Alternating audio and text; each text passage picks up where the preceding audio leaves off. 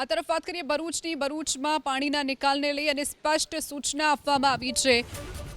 મેઘરાજાએ પોલ ખોલ્યા બાદ ભરૂચ નગરપાલિકાના નાગરિકોને સૂચના અપાઈ છે। શહેરી વિકાસ નિગમની ગટરમાં વરસાદી પાણીનો નિકાલ ન કરવા માટેની સૂચના અપાઈ છે। ભૂગર્ભ ગટર માત્ર ઘરગથ્થુ વપરાશના ગંદા પાણી માટે ડિઝાઇન કરાઈ હોય છે, જેને લઈ અને આ સ્પષ્ટતા કરવામાં આવી છે। વરસાદી પાણી માટે કાંસ અથવા કુદરતી સ્ત્રોતનો જ ઉપયોગ કરવા માટે પાલિકાએ આદેશ કર્યો છે। પમ્પિંગ સ્ટેશન એસટીપી પર બિનજરૂરી બોજના કારણે વ્યવસ્થા ખોરવાતી હોવાનો પણ તેમના દ્વારા દાવો કરવામાં આવ્યો છે।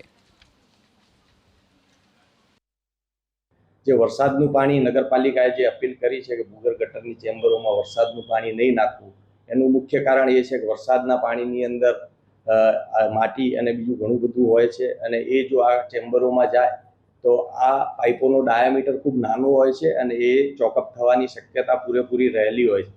જે આ શોર્ટકટ જો એમાં અપનાવવામાં આવે તો પ્રશ્ન એવા ઊભા થાય કે જે નાની વ્યાસની પાઇપો છે એ ચોકઅપ થઈ જાય અને લોકોના ઘરોમાં અને રસ્તા ઉપર જે ગંદુ પાણી છે ઉભરાવાની સમસ્યાઓ ઊભી થાય।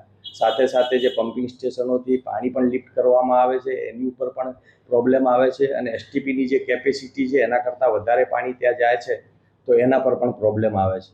એટલે નગરપાલિકા દ્વારા આ અપીલ એટલા માટે જ કરવામાં આવેલ છે કે ભવિષ્યની અંદર આવા ચોકઅપના પ્રશ્નો ઊભા ના થાય અને લોકોને અને પ્રજાને બીજી કોઈ તકલીફ ના પડે। જનરલી ભરૂચની અંદર વરસાદ જ્યારે પડે છે ત્યારે પાણી નિકાલ થઈ જ જાય છે, પણ કોઈ જગ્યાએ આવો પ્રશ્ન આવે છે તો અમારી પ્રજાજનોને પણ એ અપીલ છે કે નગરપાલિકાનો સંપર્ક કરે, તાત્કાલિક અમે કાર્યવાહી કરી અને પાણીનો જે રીતે નિકાલ થતો હશે એ રીતે નિકાલ કરીશું। પરંતુ ભૂગર્ભ ગટર યોજનાની ચેમ્બરો કોઈ ના ખોલે, એમાં ના પાણી નાખે, એવી અમારી જાહેર હિતની અંદર અપીલ છે।